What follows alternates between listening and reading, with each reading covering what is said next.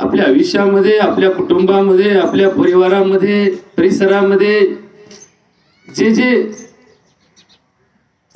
आजारी आहेत, जे पीडित आहेत, ज्यांना दुर्धर आजार होतात, त्यावेळेस आपण प्रयत्नांची पराकाष्ठा करतो. जमेल तेवढे, शक्य तेवढे सगळे प्रयत्न आपण करतो, परंतु जीवाला वाचवण्यासाठी आपण केलेले प्रयत्न प्रत्येक वेळेस यशस्वी होतात असं नाही. आणि म्हणून संत परंपरेमध्ये डॉक्टरांचेही डॉक्टर ज्यांना म्हणावं असे संत हा विषय सुद्धा अत्यंत मार्मिकपणे हाताळतात. संत तुकाराम महाराज एका अभंगामध्ये माणसाला जीवाची ही जी व्यवस्था आहे हे समजून सांगताना वैद्यक शास्त्राच्या मर्यादा समजून सांगतात. बरोबर का? ऋषिकेशच्या बाबतीमध्ये जो प्रवास या गेल्या वर्षा 2 वर्षाचा आपण अनुभवला, त्या बाबतीमध्ये आपल्या समोर प्रश्नचिन्ह उभं राहतं. अरे जवान, असं कसं होऊ शकतं? आपल्याला एक प्रश्न पडतो, कसं होऊ शकतं असं? 1 वर्षापूर्वी ज्याच्याकडे पाहिल्यानंतर स्वप्नात सुद्धा पुढच्या वर्षी याचा विधी आपल्याला करावा लागेल असं स्वप्न जरी कुणाला पडलं असतं तरी लोकांनी त्याला वेडे ठरवलं असतं. अशा असणाऱ्या या प्रसंगाला सामोरं जायचं कसं? असं कसं होऊ शकतं? असा प्रश्न आम्हा सर्वांना वेगवेगळ्या प्रसंगामध्ये पडतो. परंतु याचं उत्तर देताना तुकाराम महाराज एका अभंगामध्ये म्हणतात, वैद्य वाचविती जीवा तरी कोण ध्याते देवा, काय जाणो कैसी परी, प्रारब्ध ते ठेवी उरी, अंगी दैवत संचरे, मग तेथे काय उरे, नवसे कन्या पुत्र होती, तर मग का करावे लागे पती, जाणे हा विचार, स्वामी तुकियाचा दातार. या अभंगामधून आम्हाला एक फार मोठा संदेश तुकाराम महाराजांनी दिला. अभंगाचं पहिलं चरण काय सांगतं? वैद्य वाचविती जीवा तर कोण ध्याते देवा.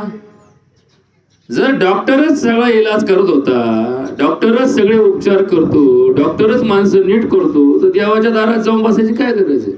डॉक्टरच्या दारात जाऊन बसले तर मरणारच नाही माणसं. मग डॉक्टरच्या दारात जाऊन माणसं मरणार नाही तर मग डॉक्टरही मरणार नाही. कारण ज्याला विद्या आहे त्याला त्याचं मरण टाळता आलं नाही. याचा अर्थ या विसंगत गोष्टीला आपण व्यवस्थेमध्ये समजून घेतलं पाहिजे. उपचार करणं ही व्यवस्था डॉक्टरच्या हातात आहे, पण त्या उपचाराचे परिणाम डॉक्टरच्या हातात नाहीयेत. पेरणं पाभऱ्याच्या हातात आहे, पण त्याचं पीक येणं पाभऱ्याच्या हातात नाही. जन्म देणं आई बापाचा कदाचित कर्तव्य भाग आहे, पण जन्माला आलेलं मुलगा कसं निपजावं हे त्यांच्या हातात नाही. शिकवणं हे शिक्षकाच्या हातात आहे, पण जे शिकवलं त्याचं आकलन करणं तर शिक्षकाच्या हातात नाही. लोक काय एखाद्या शिक्षकाने, एखाद्या सराने, एखाद्या बाईने, एखाद्या मॅडमने, एखाद्या मास्तरने पोराच्या डोक्यात शिरून तर नाही शिकवू शकत ना. त्याच्या कानावर पडतील असं शिकवणं, कलात्मक शिकवणं, आनंददायी शिकवणं, समजेल असं शिकवणं इथपर्यंत त्याच्या हातात आहे. पण एखाद्याला तेही समजलं नाही तर ते काय करणार आहेत? म्हणजे मर्यादा कुठं आहेत हे लक्षात ठेवा. जेव्हा 2 गोष्टी परस्पराच्या बाजूने कर्मामध्ये येतात तेव्हा कर्ता जेवढा महत्वाचा असतो तेवढाच उपभोक्ताही महत्वाचा असतो. आचार्याने स्वयंपाक चांगला केला, 6 लोकांना पचला आणि 4 लोकांना अपचन झालं तर त्या आचार्याचा काय दोष आहे? बघा बरं का, हा विषय आपण जोपर्यंत वास्तवात परमार्थ समजून घेणार नाही तोपर्यंत आपल्या बुद्धीला शंका निर्माण होत राहतात. माणसं या भूतलावर जेव्हा सृष्टी निर्माण झाली तेव्हापासून आहेत. आधी मानवापासून कोट्यावधी वर्षापासून मानवजात भूतलावर आहे. पण माणसांच्या समूहाला जगण्यासाठी आवश्यक विज्ञान, माणसांच्या शंकांचं निरसन करणारं शास्त्र म्हणून धर्मशास्त्र निर्माण झालं. याचा अर्थ माणसाआधी शास्त्र नंतर हे लक्षात घेण्याची गरज आहे. वेद व्यासाने लिहिले आणि व्यास हे एक ऋषी होते की ज्यांनी तपश्चर्येच्या जीवावर अंतर्ज्ञान प्राप्त केलं. भगवंताची अंतर्ज्ञानाने भेट घेतली आणि या वेदांचं अवतरण झालं की जे आपल्या धर्मशास्त्राचं आदिशास्त्र आहे. मग त्या शास्त्राचा विकास आणि विस्तार पुढे अनेक ऋषींनी केला. सज्जन हो, आपण शिकलेली माणसं आहोत, पण आपण काय शिकलो? आपण भौतिकशास्त्र शिकलो, आपण वस्तुशास्त्र शिकलो, आपण वास्तव शिकलो, आपण दृश्य शिकलो, दिसतं ते शिकलो. पण धर्म जे दिसत नाही ते शिकवतो, जे अस्तित्वात आहे परंतु आपल्या आकलन शक्तीला ते समजत नाही ते शिकवणारा धर्म आहे. देव दिसत नाही म्हणून भौतिक शास्त्रात देवाचं वर्णन नाहीये. देव दिसत नाही म्हणून तो रसायन शास्त्रात वर्णन केलेलं नाहीये.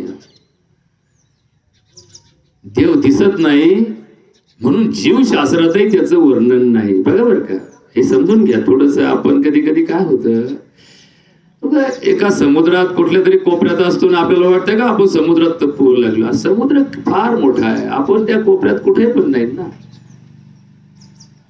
अज्ञान हे दुःखाचं कारण आहे, अज्ञान हे शंकेचं कारण आहे. आणि अज्ञान आणि भौतिक जीवनावर विश्वास हे माणसाच्या दुःखाचं मूळ कारण आहे. अनेक अज्ञानी लोक सुखात जगतात कारण त्यांचा देवावर विश्वास असतो. बघा बरं का, भगवंतावर विश्वास ठेवणारी माणसं ही सुखात का असतात? कारण ते सगळं ब्रह्मदेवाला, भगवंताला, पांडुरंगाला, माता अंबेला, जगदंबेला अर्पण करतात. नाही हो देवी, तूच तारणहार आहे, तूच करती करवी आहे, तुझ्या हातात सगळ्या खेळ आहे. मी कोण? तू सांगितलं त्या रस्त्याने मी चाललो. बाका मला काय माहिती. समजा एका ठिकाणी रस्त्याने आपली गाडी चालू आहे आणि गाडी चालू असल्यानंतर एक बोर्ड लागला, एक बाण दाखवला, नगर 10 किलोमीटर आहे. आपण काय करतो? त्या पाठीवर विश्वास ठेवतो, 10 किलोमीटर जातो. याच्या पलीकडे आपण काय करू शकतो? काहीच करू शकत नाही.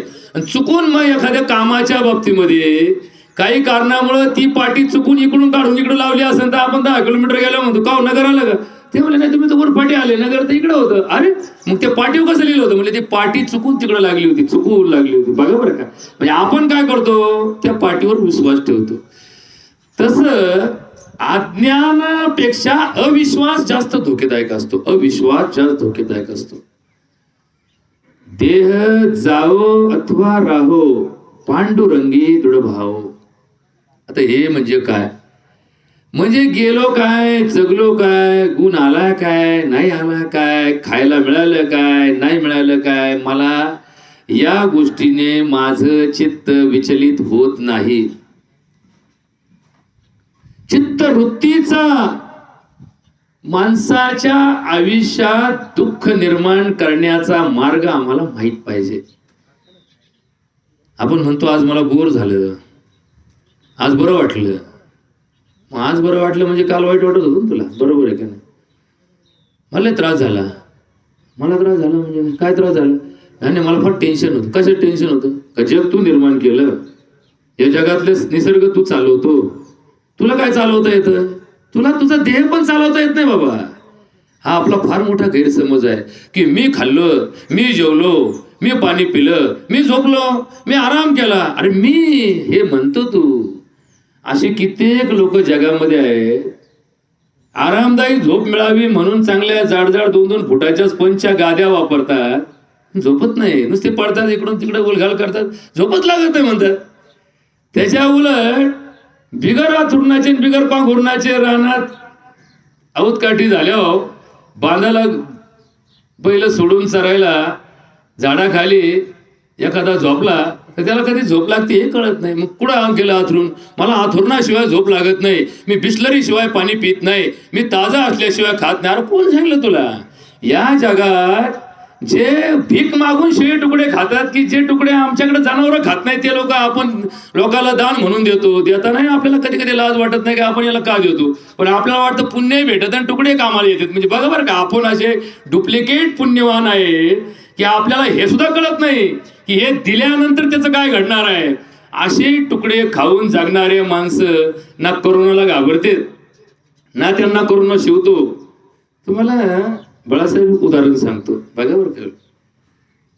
आता आपण सगळेजण गेले 2 वर्ष झाले, आपल्याला समजाना, खालचं वरचं समजाना, काय चाललंय, कोण मारतय, काय काय ऐकायला. म्हणजे जे आयुष्यात कधी पिढ्यानपिढ्या आपल्या वाटेला आलं नाही, एवढ्या 2 वर्षात आपल्याला ऐकायला आलं की याचं आमकं झालं, 2 दिवसात तो गेला, 2 मिनिटात तो गेला, त्याचं वय काही नव्हतं, त्याला काही रोग काही नव्हता, आमकं काही नव्हतं, तमकं काही नव्हतं. मग करोना असाच आहे, मानवी बुद्धीला न समजणारा रोग आहे. शास्त्रज्ञांना अजून कळला नाही की याचा आकार कसा आहे, याला नेमकं कसं आवटकत आणायचं, याला कसं जिंकायचं, याच्यावर विजय कसा मिळवायचा, अजून कोणाला काही समजाना. फक्त याच्यावरती माणसाच्या बुद्धीला फक्त प्रयोगशीलता निर्माण झाली. म्हणजे हे कोरोनाचं उदाहरण ते शाळेत धडा शिकवला जातो बघा. एक असा धडा आम्हाला होता सर, की एक आंधळ्याची शाळा भरली आणि त्या आंधळ्याच्या शाळेमध्ये एक हत्ती दाखवायला आणला. आता आंधळ्याची शाळा हत्ती दाखवायला आणला बघ बरं का. आणि मग त्या हत्ती उभा केला आणि मग आता दाखवायचा का असायला, दिसत तर काहीच नाही. मास्तर म्हणला ओ हत्ती आला. ते म्हणले आला कुठे आला, हे काय तुमच्या समोर उभा आहे म्हणले. बघा आता हे म्हणले आम्हाला दिसतच नाही कसा बघायचा. मग जे पोरं त्या हत्तीपाशी उभे केले, मग काही सोंडीला उभे केले, काही शापटाला उभे केले, काही टांगड्याला उभे केले, काही पाठी बसवले आणि म्हणले बघा पोरांनो हाताळून पहा बरं हत्ती. मग ते पोरांनी आपले हात फिरवला, तर ज्याच्या हाताला शेपटं लागलं त्याने आपली शेपटी धरली, ज्याने पाया लागला त्याने आपला पाय धरला, ज्याला सोंड लागली त्याने सोंड धरली, ज्याच्या हाताला कान लागला त्याने कान धरला, जो पाठी उभा असला ते पाठी बघितली त्यांनी. आता बघितली काय, त्याला दिसतच नाही ते काय बघायचे. कोरोना ना तुला दिसला भाऊ, ना मला दिसला, ना आमच्या लाख रुपये बिल घेतल्याने डॉक्टरला दिसला. बघा बरं का, कोणाला दिसला नाही आजपर्यंत. कोरोना कोणाला दिसला नाही. हा फुटमार्ग आहे. जसं जंगलामध्ये वाघ आला होता, वाघ न पाहता कसं ओळखायचं, त्याच्या पायाचे ठसे उठले की कोरोना त्या वाघाचा इथून वावर गेला. त्या ठशावरून आपण ओळखतो की वाघ होता. वाघ पाहिला का नाही, पण ठसे दिसले. साप गेला, आपल्या घरापासून साप गेला, तर त्याच्या काय होतं, त्याची कातीन ते पाया घालून जाताना त्या गवतावरती त्याचे ठसे उमटतात. आपण म्हणतो इथून साप गेला, पाहिला का तू, नाही हे काय दिसतं ना मला मुले. तसा हा कोरोना प्रत्यक्ष दिसत नाही, अप्रत्यक्ष निदान करण्याचा मार्ग आहे. आता याच्यावर काय डोकं लागतं आता कमवा हो, पैशाला काय नाही. पैसा जगाच्या पाठीवर ना तुला नेता आला ना मला नेता आला. मी पैसे घेऊन कधीच अमर झालो नाही किंवा कुणी पैसे घेऊन कधीच अमर झाले नाही. पैसा हे माध्यम आहे, पैसा हे साध्य होणार नाही. कोणाचं जर साध्य असेल तर त्याच्या इतका मूर्ख जगात दुसरा कुणीच असणार नाही. आणि मग त्या हत्तीला थोड्या वेळाने सरांनी सांगितलं तर हत्ती घेऊन जा. मग वर्ग भरला, वर्गामध्ये पोरांना विचारलं पोरांनो हत्ती पाहिला का. आता ते आंधळे ते पाहिला कसा होता. आता ज्याच्या हाताला शेपटी लागली ते म्हणतो खराटे सारखा होता बा आपला खराटा, छातीत काय फरक नाही. ज्याच्या हाताला पाय लागला ते म्हणतो खांब आहे ना आपला शाळेचा खांब, बस हत्तीन खांब एकच.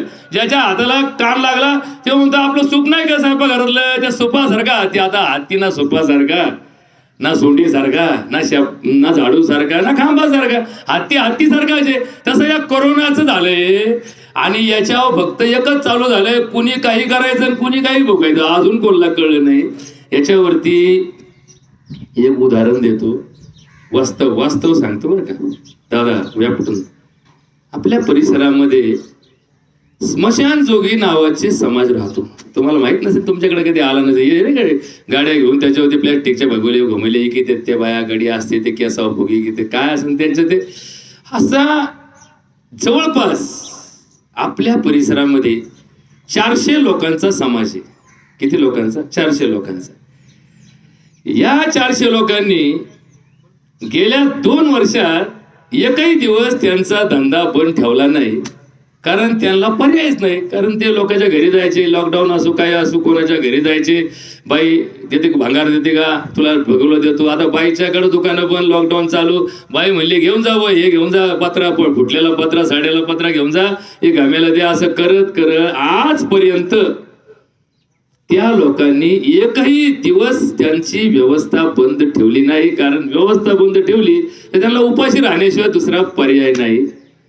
एकही दिवस त्यांनी कुठलाही नियम या आपल्या वर्तमान काळातल्या नियमातला त्यांच्या भाषेला आला नाही. कारण त्या व्यवस्थेत त्यांना जाणं शक्यच नाही. अशी परिस्थिती, ज्यांना राहायला घर नाही, कुठेतरी पाल टाकून राहतात, अशा 400 लोकांच्या परिसरातील नागरिकांमध्ये एकालाही कोरोना झाला नाही, एकालाही अशा प्रकारचा मृत्यू आला नाही. असं का घडलं? आम्हालाच अजून प्रश्न पडला. म्हणलं तुम्ही काय खाता? म्हणजे आम्ही भीक मागून खातो. कोणाच्या घरातून? ज्याच्या घरात कोरोना झाला त्याच्या घरातूनच आम्ही खातो. त्याचा माणूस मेला म्हणले, त्याच्या दाव्याचं उरलेलं आम्हाला आणून दिलं म्हणले, तरी आम्हाला काय झालंय? पाहुणे आले म्हणले, ते बिगर खाता गेले. नको बा म्हणले, कोरोनाचं मोतीला जायना कोणी.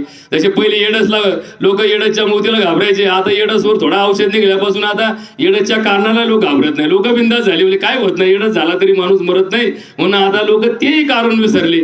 आता या कोरोनाचं नवीन नवीन नवीन नवीन नाटक झालं. भाऊ तुला मिलाम, तुला मिलाम. पण नंतर लोकांना कळायला जायला लांबही राहून काय व्हायना आणि जवळही जाऊन काय व्हायना. म्हणजे जाऊ द्या मोर, जे होईल ते होईल म्हणले. आणि मग काय, माणसाने एक ठराविक वेळेनंतर माणसाच्या बुद्धीला हे प्रश्नचिन्ह उभं राहतं. आणि म्हणून सज्जन हो, आयुष्यामध्ये बघा, डॉक्टरकीचा आणि परमार्थाचा जवळचा संबंध आहे. त्यामुळं प्रवचनामध्ये माणसाला काही शंका निरसन करण्याचं काम आम्ही प्रयत्नाने करतो. आणि हेच आमचा उद्देश आहे की परमार्थ हा काय बाजूला घेऊन जाऊ नका. देवळात गेले की देवाचं नाव घ्यायचं, घरी आले का आपला कटका थेकूट चालू ठेवायचा. असा डुप्लिकेट परमार्थ. जसं पोलीस आले का हेल्मेट घालायचं. बऱ्याच लोकांना आहे ना हेल्मेट संघ नेते, त्या आरशाला अडकीत येत आणि तो हे आपला उड्डाण पुलाला हे हेल्मेट घाल, हेल्मेट का रे, पुढे पोलीस आहेत. हेल्मेट पोलिसा करताय का तुमच्या करताय? आम्हाला हेच कळत नाही. मास्क पण इथून घेऊन जातात, असं लटकीत आहेत आणि नेपती नाका आला का मास्क वर चढीत. मास्क पोलिसा करताय का तुमच्या करताय? आम्हाला माहित नसतं. आम्हाला वाटतं भाऊ दंड नको, दंडात्मक कारवाई नको, बाकी जाऊ दे मुर्दे काय. याचा अर्थ मास्कचं महत्व कशामुळे आलं? दंडामुळे आलं. दंड नसता तर लोकांनी मास्क वापरला असतो. तुम्हाला मी सांगतो बरं का, अंगात कपडे घालायचा कायदा आहे का? की भोंगळा हिंडला तर 500 रुपये दंड आहे. कोण कपडे घालून आलो आपण, दंड आहे का आपल्याला? नाही. आपल्याला सामाजिक बांधिलकी आहे. काय? सामाजिक बांधिलकी. मग ज्याला सामाजिक बांधिलकी आहे त्याला दंडात्मक कारवाईची गरज नाही. ज्याला दंडात्मक कारवाई आहे, समाज त्याच्याकडे दुर्लक्षित करतो. समाज तो कायदा वापरत नाही. कायदा कसा असावा? कायदा सामाजिक असावा. कायदा जर आपण कायद्याच्या भाषेत पाहायला गेलो तर त्या कायद्याकडे कायद्याच्या दृष्टीने पाहणारा समाज कायदेभंगाला घाबरत नाही. बरोबर का? म्हणजे आतापर्यंत जगाच्या पाठीवर सुरक्षा व्यवस्थेमध्ये जे कायदे झाले, एकाही कायद्याचा प्रभावी अंमलबजावणी झाली नाही. बघा, एक 18 वर्षाच्या पोरीचं लग्न करू नये. आता कायदा काढला, ज्यांनी कायदा काढला त्याचा उद्देश काय? की 18 वर्षापर्यंत मुलीचा विकास झालेला नसतो आणि अविकसित शरीरावस्थेमध्ये विवाह होऊन वैवाहिक जीवनामध्ये तिच्या वाट्याला येणारं पुढचं मातृत्व हे तिच्यावर लादलं गेलेलं एक प्रकारचं दुर्दैव आहे. आणि म्हणून कुणाचंही मातृत्व वयाच्या 18च्या आत तिच्या वाट्याला येऊ नये. आता या कायद्याची ही बाजू पटवून सांगायला सोपी आहे, पण निसर्गाच्या नियमाप्रमाणे वयाच्या 16व्या वर्षी जिला स्त्रीधर्म निर्माण झाला. स्त्रीधर्म हा काही 10 वर्षाच्या पुरीला नसतो. आता हे नालायकांना कळत नाही. 5 वर्षाची पोरगी स्त्री म्हणता येत नाही. बालिका, कुमारी या स्त्रीत्वाला नसतात. स्त्रीत्व कशाला म्हणतात? जेव्हा तिला स्त्री धर्म प्राप्त झाला. पुरुष कशाला म्हणतात?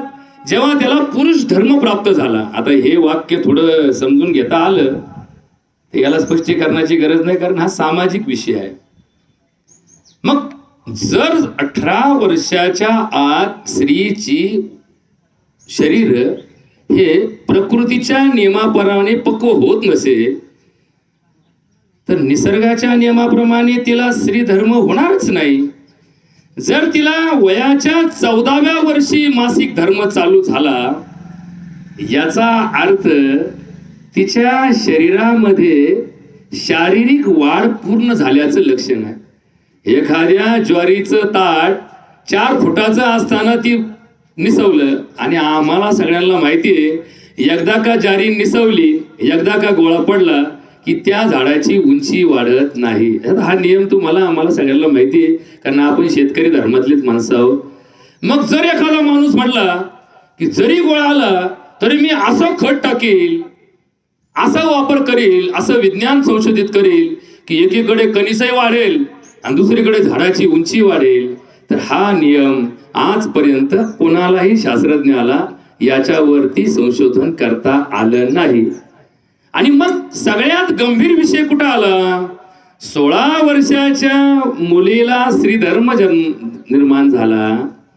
तिच्या मनामध्ये निर्माण होणाऱ्या लहरी तरंग, तिच्या शारीरिक विकासात निर्माण झालेल्या भावना आणि समाज जीवनामध्ये जगताना निर्माण झालेली परिस्थिती, हे सगळ्यात मोठं दुखणं समाजाला झालं.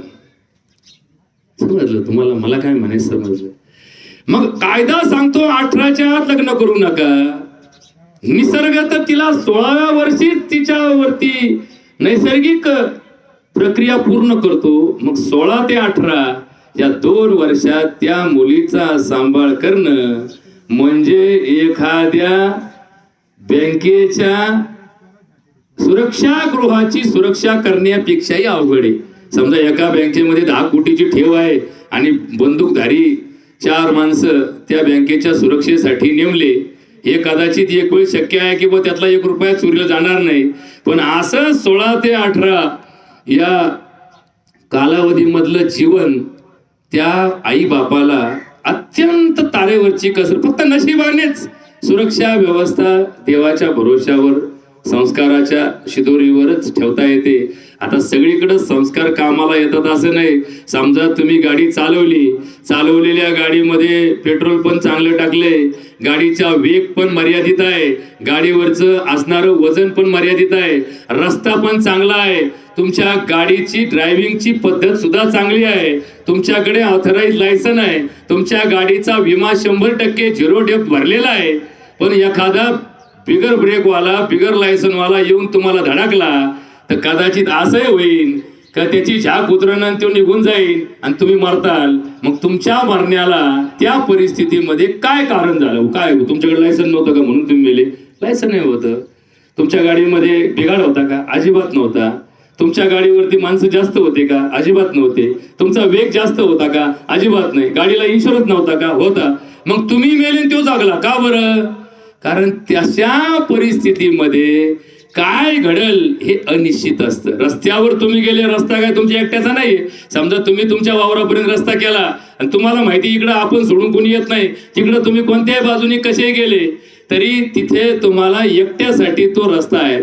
जेव्हा सार्वजनिक व्यवस्थेमध्ये सार्वजनिक बांधकाम विभाग, सार्वजनिक आरोग्य विभाग, सार्वजनिक शब्द ज्या ज्या खात्याला लागू आहे त्या ठिकाणी तुम्ही एकटेच तुमच्या जीवनाला कारणीभूत ठरत नाही, अनेक घटक एकत्र कारणीभूत ठरतात. बघा बरं का, म्हणजे आता हे थोडं समजून घेताना असंच सुरक्षा बाबतीमध्ये आम्हाला ही एक फार मोठी अडचण आहे.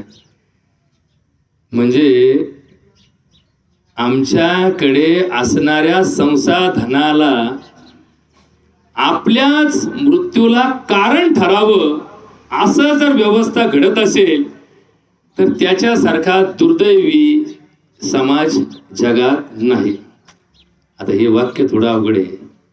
एखाद्या बंगल्यात दरोडा पडला. आता तो दरोडा पडण्याआधी बंगल्यातला प्रत्येक माणूस निरोगी आणि सुरक्षित होता. ज्याने दरोडा घातला त्याने आपल्या उत्पन्नाचं साधन म्हणून अशा प्रकारचा मार्ग स्वीकारला की जो त्याच्या बुद्धीने त्याला दुसरा विकल्प म्हणून दिला नाही. आणि मग ज्या घरात दरोडा घातला त्या घरात दहशत निर्माण करण्याच्या नादात त्यांनी तिथली बाई मारून टाकली, गडी मारून टाकला, एकाचा हात तोडून टाकला, एकाला बांधून ठेवलं आणि धन दौलत लुटून निघून गेला. आता जे मेले ते तर काय परत कोणाशी बोलले नाही, पण ज्यांना बांधून ठेवलं त्यांना दुसऱ्या दिवशी सोडलं, ते डोक्याला हात लावून बसले. काय हो, आता आम्ही काय पाप केलं हो, आम्ही काय पाप केलं म्हणून आमच्या घरातला माणूस गेला, मलाही बांधून ठेवलं ना. माझ्या डोळ्या देखत मी कष्टाने कमवलेली, कामाने कमवलेली संपत्ती हे भामटे निघून घेऊन गेले. आता पहिले चुकून मागून 4-5 गावात 2-4 भामटे सापडायचे. आता उगाच चुकून मागून 2-4 चांगले सापडतात, नाही तर हे सगळं जग कशाने भरले. आता भामटे म्हणजे काय, फक्त ते काळे कपडे घालून, हापचड्ड्या घालून बॅटऱ्या चमकवणारे भामटे नसतात. चांगले असे टाईट फिट कपडे घालून कडक मानून लोकांना भामटेपणाची आता इतकी सवय झाली की माणूस भामटा नसेल तर लोक म्हणतील याच्याकडे नको भाऊ, याच्या घरात पोरगी नको द्यायला, याला काय या असं भोळसाटे, याला काय आयुष्यात 2 रुपये तरी कमावता येतील का. म्हणजे सज्जनपणे 2 रुपये सुद्धा कमावता येत नाही. हा वर्तमान काळातील एक अलिखित नियम झालाय की तुम्ही जितके सरळ वागाल, तुम्ही जितके प्रामाणिक राहाल, तितकं तुम्ही दारिद्र्यात खिचपत पडाल. तुम्हाला जर दारिद्र्यातून वर यायचं असेल तर या प्रवाहातच राहावं लागेल. असा दुर्दैवी नियम समाजात आला आणि त्याच्यापासून धर्माचंही वाटोळं झालं, माणसाचं तर झालंच आहे बाबांनो. आणि म्हणून महाराज या अभंगामध्ये तुकाराम महाराज म्हणतात, वैद्य वाचविती जीवा. आता हे तर वाक्य आम्हाला तर रोजच, मी 35 वर्ष तेच करतो, 3 पिढ्या आमचा याच्यातच गेलाय. एखादा माणूस अचानक येतो, डॉक्टर साहेब तुम्ही म्हणून आमचं म्हातारं आहे बरं का. म्हणलं का बरं, मी काय केलं तुम्ही. अहो फार सिरियस झालं, तुमच्याकडे आणलं, तुम्ही उपचार केला, नीट झालं म्हातारं, तेव्हापासून म्हातारं टाकाटके. हे वाक्य ऐकताना 1 मिनिटाचा आनंद अर्ध्या मिनिटात संपतो. कारण एखाद्याचं कोणाचं म्हातारं गेलं असेल तर तो घरात काय म्हणतं असेल, याच्यामुळेच आमचं म्हातारं गेलं, म्हणजे बरी गंमत आहे का. आता हा उद्योग जर आपल्या मागं लागला तर याचं श्रेय जर तुम्ही घेत असाल तर या अपयशाची जबाबदारी कोणावर आहे, आपल्यावरच आहे. बघा बरं का, एखाद्या भाऱ्याने एखाद्याचं वावर पेरलं आणि त्याला जर त्या वर्षी 2 पोते जास्त झाले तर तो सगळ्याला सांगतो, भाऊ पेरलं कोणी होतं. अरे मग बाळ्या, ज्याचं उगलं नाही तू काय करतो, तुला जोडेल ना, तू काय म्हणे, अरे त्या तू पेरलं बघ ना, ते उगलत नाही. म्हणजे यश आणि अपयश, जोपर्यंत माणूस आपल्याकडे यश घेतो तोपर्यंत अपयशाची जबाबदारी सुद्धा माणसालाच घ्यावी लागते. एका वर्गात एक मुलगा 99% मार्क मारून पहिला आला की मास्तर छाती फुगून चालवतो. मग ज्याचं पोरग नापास झालं तो काय सोडीन का, तुला सुट्टी करेन. अरे काय लय फुगलाट करतो, मग पोरग नापास झालं, काय अक्कल आहे तुला. याचा अर्थ आपल्या अकलीचा आणि त्या 99चा संबंध आहे का, अजिबात नाही. त्या पोराची लायकी होती म्हणून त्याला 99 पडले, याची लायकी नव्हती म्हणून नापास झाले. त्यात आपल्या लायकीचा संबंध काय आहे, काहीच नाही. पण आपण जितके श्रेयवादात गेलो तितके आपण नुकसानीच्या जबाबदारीला पात्र ठरलो. महाराज पात्र ठरलो. मग आता जर तुम्ही पात्र ठरत असाल आणि तुम्हाला जर ही पात्रता नको असेल की नको, म्हणजे आपण म्हणतो ना, ते मराठीत एक म्हण आहे, भीक नको पण कुत्रावर. भीक नको पण कुत्रावर म्हणजे काय की भीक मागायला गेलो आणि कुत्रं मागं लागलं तर आपल्याला वाटते आले उगाच झंझट झाली, भीक किती भेटणार आहे, अर्धी भाकर 1 भाकर पाहिली 2 पाहिल्या, पण कुत्रं जर चावलं तर जगाच्या पाठीवर सगळ्यात मोठं दुःखदायक आहे. जर पिसाळलं कुत्रं चावलं आणि माणूस पिसाळला तर त्याला आजही जगात औषध नाही, जगात आजही उपचार नाही. तसं आहे, चांगलं नका म्हणू पण कमीत कमी वाईट नका म्हणू. हा आपल्या आयुष्यात आपल्या मनाला आलेला एक स्वाभाविक प्रश्न आहे की मला नका चांगलं म्हणू पण मला वाईट नका म्हणू. का बरं? कारण मी वाईट करण्याचा विचारच करत नाही. पण जर तू चांगल्याचा श्रेय घेणारा असशील तर वाईटाची जबाबदारी तुलाच घ्यावी लागेल. आणि मग या समाजात इथंच घोटाळा झाला, हा समाज इथंच घोटाळा झाला. बरेच लोक म्हणतात अहो माझ्यामुळं तुझं कल्याण झालं. महाराज, माझ्यामुळं तुझं कल्याण झालं हे वाक्य अधर्माचं आहे. तुमच्यामुळं माझं कल्याण झालं हे वाक्य ज्याच्या तोंडात आलं त्याला धर्म समजला. एखादी आई मुलाला रोज म्हणते भाऊ तुला लहानचं मोठं केलं, अरे काय नव्हतं माझ्याकडं, मी राज कामाला जायची, तुला घेऊन जायची, मग दुपारच्या टायमाला बळ शिव्या खात खात तुला पाजायची. लोक म्हणायचे तुला 300 रुपये रोज देतो तू खुशाल तास तास पाजीत बसते. मी भामटेवानी आपल्या तुझ्या करता जायची, ऐकून घ्यायची. म्हणजे जस काय आपण आपल्या पोरा उपकार केले अशी भाषा आयुष्यभर वापरती. लग्न झाल्यानंतर सून घरात आणती आणि सुनांनी आपल्या पोराला जीव लावला, त्यांचा संसार चांगला चालला की ही म्हणती थांबे भाऊ, जितका जीव बायकोला लावतो ना त्याच्या कितीतरी पट तुला मला जीव लावायला पाहिजे, कारण मी तुला लहानचा मोठा केला, मी तुला लहानचा मोठा केला. तुम्हाला वाटतं का ती आई धर्म करते? माता शत्रु पिता वैरी यौन पठती बालिकेन न शोभती सभा मध्ये हंस मध्ये बको यथा. मग सत्य काय आहे? सत्य पोराने म्हणावं आई खरंच अगं तुझ्यामुळे मी लहानचा मोठा झालो अगं, हे कुणी म्हणावं? पोराने म्हणावं, विद्यार्थ्यांनी म्हणावं सर तुमच्यामुळे माझं कल्याण झालं. मास्तरच म्हणतो माझ्यामुळे तो कल्याण झालं. अरे असं कोणता मास्तर आहे? मास्तरच्या तोंडातून शब्द नसावा, पोरांच्या तोंडातून शब्द असावा. सर खरंच तुमच्यामुळे मी घडलो, नाही तर मी काय गावातला सगळ्यात टुकार पोरगा होतो. पण तुम्ही मला शिस्त लावली, तुम्ही मला मार्ग दाखवला, तुम्ही मला शिकवलं, तुम्ही मला माझ्या पोटच्या मुलापेक्षा जास्त जीव लावला म्हणून मी मोठा झालो. हे वाक्य पोराच्या तोंडातून बाहेर निघावं. आणि मग मास्तरने हळूच म्हणा अरे असं काय नाही दादा, माझं काम मी केलं, तू चांगला होता, तुझ्यात गुण होते, फक्त त्या गुणाची पारख केली, तुला योग्य ठिकाणी योग्य सांगितलं, माझं त्यात काही गेलं का? सांगा बरं, आपलं काय गेलं त्याच्यामध्ये? काहीच गेलं नाही. असं मोठेपणाने म्हणावं तेव्हा मग त्या गुरु शिष्याच्या नात्यात ताकद आहे. पेशंटने म्हणावं डॉक्टर खरंच तुमचा गुण येतो, आणि मग डॉक्टरने म्हणावं माझा कशाचा गुण येतो? ती भगवंताची कृपा आहे सगळी, सगळं देवाचं असतं. आमच्याकडे काय, आम्ही सगळ्यांनाच चांगले औषध देतो. काही जगतात, काही मरतात, काहीला गुण येतो, काहीला येत नाही, काहींचं दुखणं कमी होतं, काहींचं वाढतं, असं म्हणावं. पण त्याच्या उलट आम्हीच म्हणू मग आला का नाही, मग गुण आपला गुणच आहे. अरे असा म्हणला अहंकाराचा वारा न लागू राजसा, माझी या विष्णुदासा भाविकासी, नामा म्हणे तया असावे कल्याण, जया मुखे निधान पांडुरंग.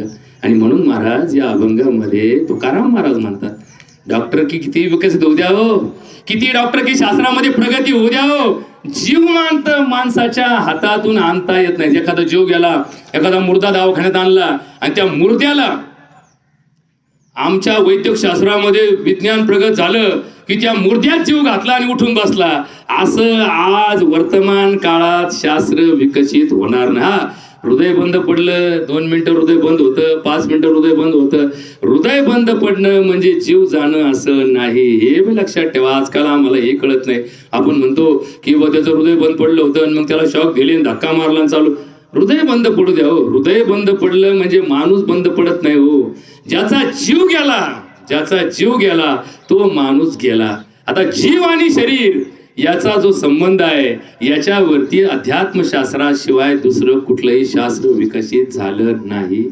म्हणून आमच्या या ऋषिकेशला वयाच्या कमी वयामध्ये, म्हणजे खरं तर 25-30 वयामध्ये तर माणसाचं एक उमेदीचं वय, तारुण्याचं वय, शरीराच्या संपदेचं वय असतं. या वयामध्ये सगळ्यात जगातल्या सर्व शक्ती त्याच्यावरती प्रभाव करणाऱ्या असतात. त्याचं वय शक्तिमान असतं, त्याचं शरीर शक्तिमान असतं, त्याचं कर्तृत्व शक्तिमान असतं, त्याची इच्छाशक्ती प्रबळ असते, त्याच्यामध्ये बुद्धी, विवेक, ह्या सगळ्या गोष्टींचा प्रभाव वयाच्या 25 ते 30 कालामध्ये असतो. आणि याच वयात याला दुर्धर, खरं तर कॅन्सर सारखा रोग आपण व्यवहारामध्ये जेव्हा पाहतो, ऐकतो, तेव्हा त्याची कारणं आणि आमच्या ऋषिकेशला हे दुर्दैवाने निर्माण झालेलं दुखणं, यामध्ये आम्हाला एक प्रश्नचिन्ह पडतं की माणसाच्या आयुष्यात, माणसाच्या वागण्याचा माणसाच्या आरोग्यावर परिणाम होतो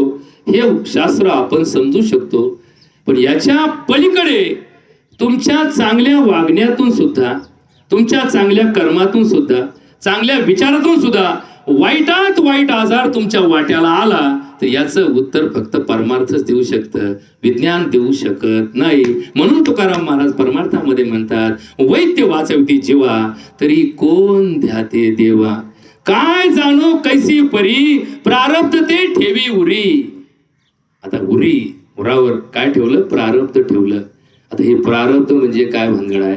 हे प्रारब्ध म्हणजे हा जन्म ज्या वेळेस आम्हाला मिळतो त्यावेळेस हे प्रारब्ध वाटलं जातं. आता बघा, म्हणजे प्रारब्ध वाटायचं एक उदाहरण देतो तुम्हाला. कुपनावरती धान्य मिळतं. काही लोकांना 2 रुपये किलो धान्य मिळतं, काही लोकांना 3 रुपये किलो धान्य मिळतं, काही लोकांना 10 रुपये किलो धान्य मिळतं, काही लोकांना 20 रुपये किलो धान्य मिळतं. हेही माणसाचे, तेही माणसाचे, हे इथंच राहतात, ते इथं राहतात. मग 2 रुपयावाला काय म्हणजे सगळ्यात कमी उत्पन्न. आता कागदोपत्री जातं मुर्द्या. आता लोक तर काय म्हणजे मर्सिडीज घेऊन 2 रुपये किलो धान्य घरी घेऊन जा. आपलं धान्य काढून ठेव. 2 रुपये किलो धान्य कोशात आला? अरे म्हणले तू ह्याच्यात आला, गाडीत आला. का बरं? नाही म्हणले खूप नाव धान्य भेटतं, ती स्कीम आहे. आता अशा स्कीमा माणसाच्या आहेत, माणसाच्या स्कीमाचं बोलत नाही, शासनाची स्कीम बोलत नाही.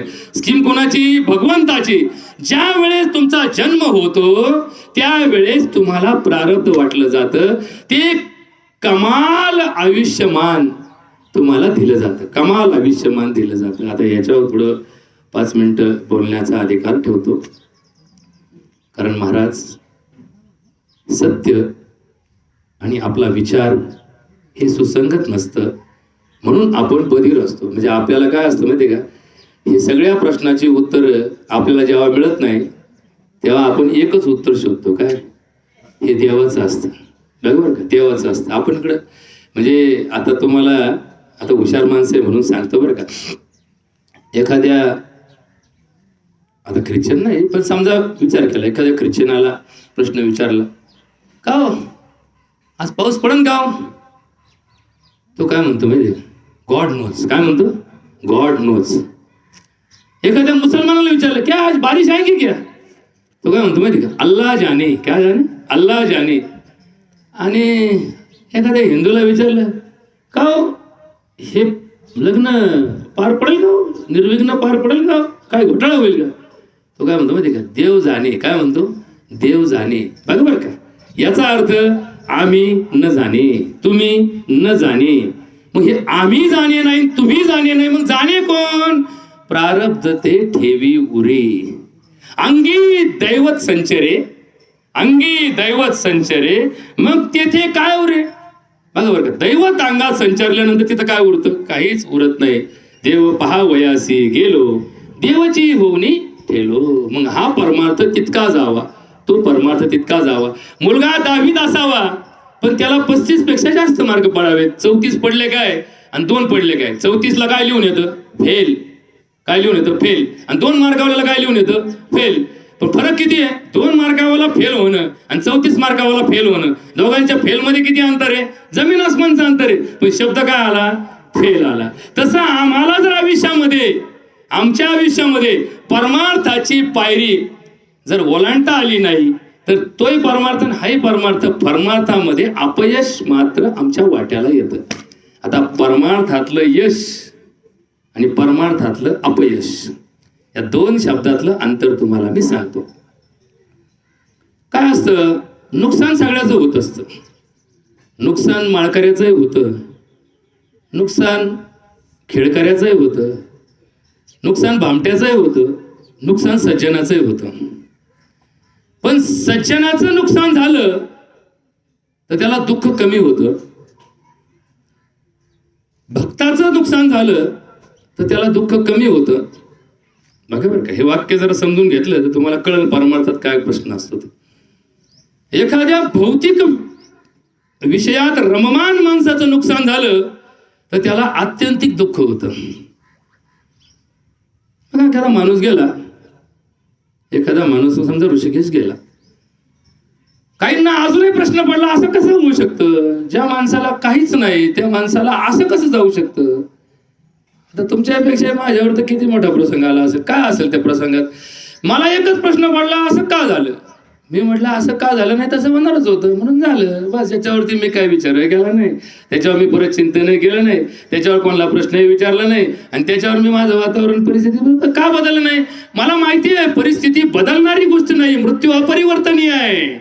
अहन्यहानी भूतानि गच्छन्ति यमसदनम शेषास्तावरम इच्छन्ति किमन्यत् आश्चर्यं परम पदन्मा. महाभारताच्या वनपर्वामध्ये यक्षाने जेव्हा युधिष्ठिराला प्रश्न विचारले त्या प्रश्नातलं हे उत्तर आहे. त्याच्यावर जास्त बोलत नाही कारण आता थोडस उरत घ्यायची गरज झालेली आहे. मग माणसाच्या आयुष्यामध्ये समजा दुःख वाटायला आलं, जवळचा माणूस गेला, एकुलता एक पोरगा गेला, एकुलता एक संसार मोडला, एकुलता एक आपला असणारा विषय संपला. मग जो माणूस परमार्थामध्ये आहे तो माणूस विचार करतो हे शेवटी सगळं दैवाधीन आहे. माझा जन्म होण्याच्या आधी सृष्टी होती, माझ्या जन्मानंतरही सृष्टी आहे, आणि मी मेल्यानंतरही सृष्टी राहणार आहे. न त्वम अहम कामये राज्यम न स्वर्गम न मोक्षम न पुनर्भवम कामये सर्वतप्तानाम प्राणीनाम अर्थिनाशनम. बरोबर का? मनुष्य जीवनाचा उद्देश काय आहे? तैत्तरीय उपनिषद नावाचं उपनिषद भारतीय संस्कृतीमध्ये हिंदू धर्मामध्ये प्रचलित आहे. उपनिषदाचं नाव काय? तैत्तरीय उपनिषद. एकूण किती उपनिषद आहेत सर? 1180 उपनिषद हिंदू धर्मामध्ये लिखित स्वरूपामध्ये अनेक ऋषी मुनींनी लिहून ठेवलेले आहेत. त्या उपनिषदामध्ये मानवी जीवनाचं मूल्य आणि मानवी जीवनाची व्यवस्था लिहून ठेवलेली आहे. हे अजून कोणालाच माहित नाही. आपल्या सिलेबसमध्ये नाही. आपल्या सिलेबसमध्ये भलतंच फ्रेंचची राज्यक्रांती. कोण बॉम्बेला कधी फ्रेंचला गेले? भलतंच लिहून ठेवतात. एखाद्या मुलाला विचारलं का रे तू कोणत्या गावचा? मी हिंगणगावचा. किती लोकसंख्या हिंगणगावची? हे आमच्या सिलेबसमध्ये नाही. बॉम्बेला याच्या सिलेबसमध्ये काय आशिया खंडाच्या घेणं काय पडत? ज्या ठिकाणी राहतो त्याचं त्याला काहीच ज्ञान नाही. असे तर पुस्तकं छापले, असे तर पुस्तकं छापले. त्या पुस्तकात अमेरिकेचं ज्ञान आहे आणि गल्लीतलं ज्ञान नाही. अरे तुझ्या गल्लीत डास आहेत का? नाही आमच्या सिलेबसमध्ये नाही. मला बघावं लागेल. म्हणजे याला तो सिलेबस आहे की जो सिलेबस त्याच्या व्यवहारात नाहीये, आणि याला तो सिलेबस नाहीये की जो त्याच्या रोजच्या व्यवहारात आहे. मग याला जर असा सिलेबस शिकवला, हे येणं म्हणत नाही काही शिकले तेवढे हुकले, हे वाक्य काय चुकीचं नाहीये. जेवढे शिकले तेवढे हुकले.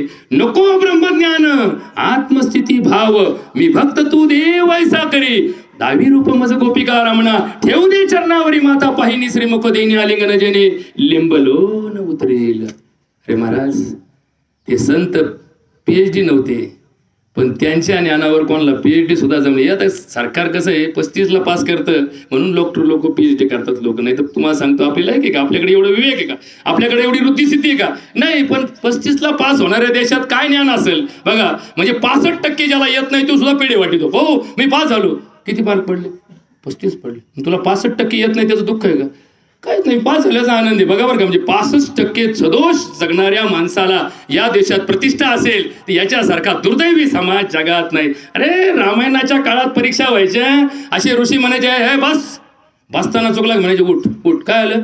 तू असं कर 5 वर्षांनी ये, का तुला बसताच येईना नीट. बघा बरं का. अशा परीक्षा व्हायच्या. त्याला अपील नव्हतं, त्याला मॉडरेटर नव्हतं, त्याला परत रिव्हॅल्युएशन नव्हतं. एकदा तो ऋषी म्हणला ना 5 वर्षांनी ये, त्या 5 वर्षाची कालावधी कोणी जगात कोणी कमी करू शकला नाही. कारण त्या परीक्षेमध्ये तेवढी तयारी केली जायची. तर आमची तयारी काय?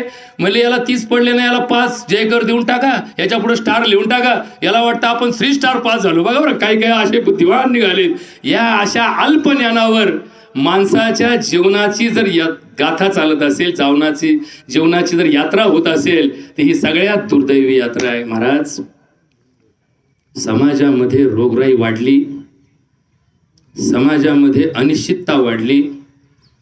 ऐकावं ते नवलच या शब्दाने आज समाज गाठला.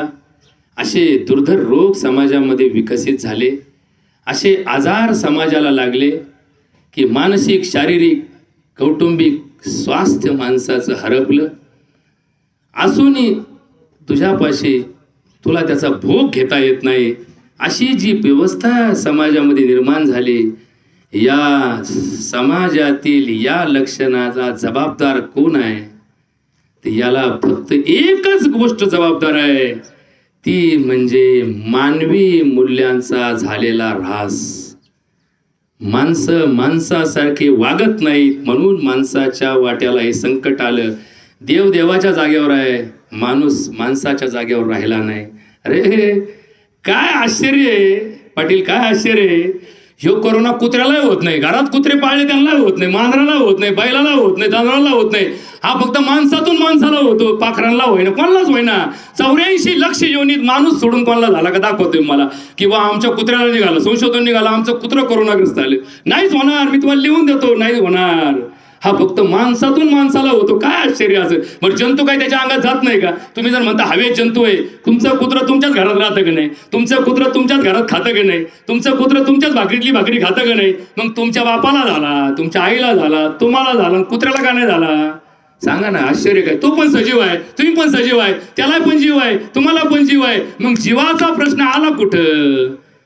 याचा अर्थ चुकला फक्त माणूसच, चुकला फक्त माणूसच. वाघ आजपर्यंत गवत खाऊन जगला नाही, गाय आतापर्यंत मांसाहार करू शकली नाही. माणसाच्याच अंगात या सगळ्या गोष्टीचे गुणदोष गच्च भरले.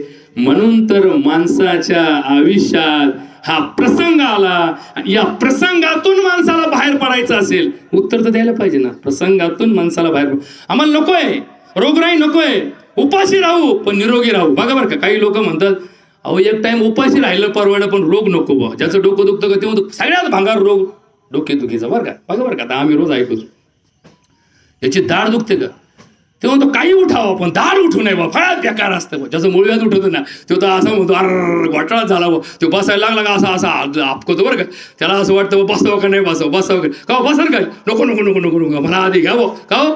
तसं मुळव्यात उठलं ना तो हळूच कोपऱ्यात येतो, एकांतात म्हणतो. 4 माणसात म्हणत नाही, कारण 4 माणसं लगेच म्हणते मग भामटे मग असंच मुळव्यात, त्यालाच मुळव्यात उठत जो चोर असतो. आता ह्यो काय कच्चा चोर असतो का, जो असा म्हणणारा असतो तो काय कच्चा असतो, तो डबल चोर असतो. म्हणून त्याला दुसरा साधा चोर सापडतो ना. या दुनियेमध्ये सगळं चोरांनी गज भरले, त्याच्यामुळे कुणी कोणाला चोर समजतं ना. म्हणून या गोष्टी तो म्हणतो मग असं आहे, मग हळूच म्हणतो काही दुखो आपण मुळव्यात उठू नये बा, असा खतरनाक रोग आहे म्हणले. अरे सगळे डेंजर रोग, म्हणजे ज्याला जो उठला ते म्हणतो यो डेंजर रोग आहे. बघा बरं का, म्हणजे याच्या इतका दुर्दैवी माणसाचा प्रसंग कोणत्याच काळात नव्हता. स्वात्यात द्वापरात त्रेपदात कशातच काही नव्हतं. मग हे थांबवायचं कसं? हे थांबवायचं असेल तर आपल्याला एकच नियम पाळावा लागेल, एकच नियम पाळावा लागेल. जे धर्माने सांगितलं तेच करावं लागेल, धर्माने जे दिलं तेच खावं लागेल, धर्माने जे दिलं तिथंच राहावं लागेल, धर्माने जे दिलं तसंच बोलावं लागेल, आणि धर्माने जे सांगितलं तसंच करावं लागेल. आता हे धर्माने सांगितलेलं कशात आहे? अरे आम्ही सगळ्यात दुर्दैवी माणसं आहोत. आम्ही अडकलो डबल कायद्यामध्ये. धर्माचे कायदे पाळायचे का भारतीय संविधानाचे कायदे पाळायचे? बघा बरं का, आता याच्यात डबल रोल आहे, याच्यामध्ये घोटाळा आहे. धर्म ज्याला पुण्य म्हणतं, वाक्य लक्षात ठेवा कॅप्टन दादा, आता तुम्ही माझ्या 3 पिढ्याचे आहेत, पण वाक्य लक्षात ठेवा. धर्म ज्याला पुण्य म्हणतं, कायदा त्याला भंग म्हणतं. बघा बरं का, आणि कायदा ज्याला मान्य करतो धर्म त्याला पाप म्हणतं. मग आता तुम्हालाच माहिती काय खरं काय खोटं झालं. बघा याच्यात जर तुम्हाला सापडलं उत्तर तर लक्षात ठेवा. मग हे भारत स्वतंत्र झाल्यानंतर भारतामधली अराजकता वाढत चालली.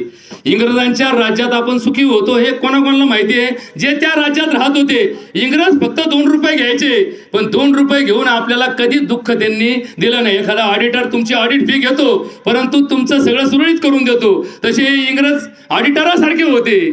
पण आपलंच राज्य आपल्यावर आलं आणि धर्माचा पगडा कमी करून गेलं. धर्माचा पगडा कमी झाला म्हणून माणसा पापाकडे वळले, पापाकडे वळले.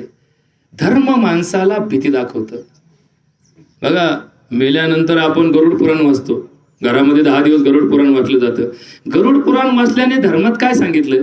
जो माणूस पाप करतो त्या माणसाला काय सुट्टी केली? काय सुट्टी केली? अरे त्याला तेलाच्या कढईत टाकलं जातं. मग एखादं जिवंत माणसाने ऐकलं की एखाद्या माणसाने चोरी केली तर त्याला वृश्चिक नगरीमध्ये घेऊन गेलं जातं, आणि मग त्या वृश्चिक नगरीमध्ये त्याला झोपवलं जातं. सगळ्या बाजूनी विंचू त्याच्यावर तुटून पडतात. आता याला काहीतरी एकदा चावलेला असतो, त्या हा झटका आणलेला असतो ना, आणि मग ह्यो म्हणतो अहो एवढी इथं चावल्यावर मग काय खरंय? नको बाबा नको बाबा, मग आपलं खोटं बोलायला नको बाबा, आला नको बाबा, जाऊन दे बाबा, देवा परमेश्वरा आता नाही खोटं बोलणार.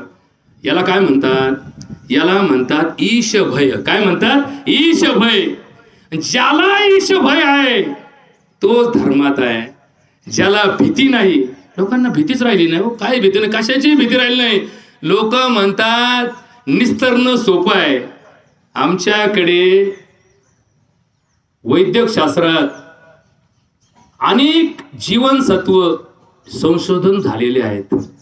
Vitamin A, B, C, D, E, मग सगळे विटॅमिन के पर्यंत अनेक vitamin A to Z vitamin आमच्याकडे सिद्ध झालेले आहेत. किंवा त्याच्यावरती त्याच्या कमतरतेने कोणता आजार होतो त्याला दिल्याने काय होतं हे सगळं दिलेलं आहे. पण या समाजामध्ये एक विटॅमिन काम करतं की ज्या विटॅमिनवरती हा समाज चाललाय त्याला म्हणतात विटॅमिन एम. एम म्हणजे मनी. या मनी मेकिंग फॅक्टरी आपण सगळेजण कोण आहोत? आपण सगळेजण या विटॅमिन एमच्या शोधात आहोत. विटॅमिन एम एन केन प्रकारेन प्राप्तीसाठी जगणाऱ्या माणसाला कोणती नीतिमत्ता, कोणतं सत्य, कोणती दया, कोणती माया, कोणतं प्रेम, कोणता करुणा, कोणतं वात्सल्य, हे सगळं माणूस विसरला. फक्त माणूस एकाच मागे लागला, विटॅमिन एमच्या. बस याच्यापासून माणसाने नाते पाहिले नाहीत, संबंध पाहिले नाहीत, विश्वास पाहिला नाही, इतिहास वाचला नाही. फक्त एकच ताज आपण म्हणतो ताज, आणि हे ताजच माणसाच्या वाटोळ्याचं कारण ठरलं. एवढंच फक्त या निमित्ताने सांगतो. तुकाराम म्हणतात वैद्य वाचविती जीवा तर कोण ध्यातो देवा. जर डॉक्टरच पेशंटला वाचू शकत होता तर मग देवात डॉक्टरकडे देवळात जाऊन डॉक्टर आरत्या का करतो? बघा बरं का, जर देवाची पूजा डॉक्टर करतो याचा अर्थ डॉक्टर देवापेक्षा लहानच आहे ना. म्हणजे शेवटी हे करतं कोण? हे करता करविता भगवंत आहे. प्रातस्मरामि संस्फुरदात्म तत्वम सच्चित सुखम परमहंस गतिम तुर्यत यत् स्वप्न जागरम सुषुप्त वै इति नित्यम तत् ब्रह्म निष्कलम अहम नच भूत संग. इतका मोठा विषय या श्लोकामध्ये. अहम ब्रह्मास्मी नावाचं तत्वमसी मध्ये सांगितलं. अहम ब्रह्मास्मी या तत्वाला जर माणूस एकरूप झाला तर माणूस रोगापासून केव्हाच मुक्त झाला असता. निरोगी समाज रोगी झाला कारण माणसाच्या वागण्यात धर्म राहिला नाही, माणसाच्या वर्तनात धर्म राहिला नाही. हा फक्त माणसाचं नाटक आहे. मी पूजा केली, मी भक्ती केली, मी दिंडी गेलो, मी भजन केलं, पण याचे साक्षात परिणाम माणसावर का दिसत नाही. कारण हे सोपस्कार म्हणून माणूस करतो. सोपस्कार हा सोपस्कार नाही, हा खरा संस्कार आहे. आणि म्हणून ईश भय हेच माणसाच्या आयुष्याला, समाजाला तारू शकणार एकमेव आश्रय आहे. ईश्वराची भीती ज्याला आली तोच माणूस चांगला वागतो. कायद्याला लोक का घाबरत नाही? कारण कायद्यात पळवाटा अनेक आहेत. धर्माला लोक का घाबरतात? कारण इथं पळवाट नाही, इथं सुट्टी नाहीये, इथं अन्याय होत नाही, इथं न्यायाचा न्यायच होतो. आणि म्हणून तो तारणहार, तो करता करविता, तो परब्रह्म, तो ईश्वर, तो येशू, तो अल्लाह हाच एकमेव मालक आहे. आपण सगळेजण त्याच्या अधिपत्याखाली जगणारे एक बाहुला आहोत. हे ज्याला समजलं त्यालाच परमार्थ समजला. आणि म्हणून या अभंगाच्या शेवटी सत्य परिस्थिती सांगताना तुकाराम महाराज म्हणतात, नवसे कन्यापुत्र होती तरी का करावे लागे पती.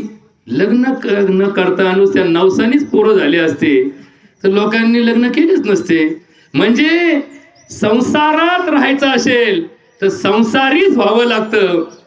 देव अवतार असणारे राम शेवटी एका संसारातच वाढले. एक आई, एक बाप, एक पत्नी, एक भाऊ, पुत्र यांच्याशी असणाऱ्या नात्यात त्यांनी धर्म दाखवून दिला. म्हणून तर एखादा सामना खेळताना ग्राउंडवरच उतरून खेळावा लागतो. आता हे मोबाईलमध्ये आले सामने, मोबाईलमध्ये खेळ आल्यापासून लोकांचे ग्राउंड बंद झाले. आणि आता ग्राउंड तर गेल्या 2 वर्षात लोकांनी ग्राउंडच पाहिलं नाही. आता तर लय दुर्दैवी अवस्था निर्माण झाली. असं याच्यावर चिंतन करण्यापेक्षा या अभंगाच्या शेवटी महाराज म्हणतात, जाणे हा विचार तैसे तुक्याचा दातार. शेवटी तुकाराम महाराज हे एक वृद्ध सिद्ध प्राप्त असणारे सिद्ध पुरुष होते. विज्ञानामध्ये अत्यंत प्रगत विज्ञान त्यांचं पाठांतर होतं, त्यांना अवगत होतं, त्यांना ते भगवंताच्या कृपेने प्राप्त झालं होतं. आणि त्यांच्यासारखे विद्वान, त्यांना संत शिरोमणी हा किताब बहाल करताना संतांनी त्यांना तो मान दिला. याचा अर्थ त्यांच्या इतका आत्मज्ञानी दुसरा कुणी संत या भूतलावर या महाराष्ट्रात नव्हता. आणि म्हणून ऋषिकेश एक सज्जन मुलगा, मनमिळावू, सगळ्यांच्या बरोबर अत्यंत मनापासून प्रेम करणारा, सगळ्यांवर प्रेम करणारा, त्याच्या मित्र परिवारामध्ये त्याची जी एक संगत होती त्यामध्ये सर्वांना आवडणारा. आता पुन्हा आपण वाक्य वापरतो, जो आवडे सर्वांना तो आवडे देवाला. मग आता जे 100 वर्ष जगले ते काय देवापासून काय देवाने रिजेक्ट केले का त्यांचे फॉर्म? नाही ना. तो हा सगळा विषय प्रारब्धाचा असतो. वर्तमान काळात जगत असताना 3 गोष्टी आपल्यावर प्रभाव करतात.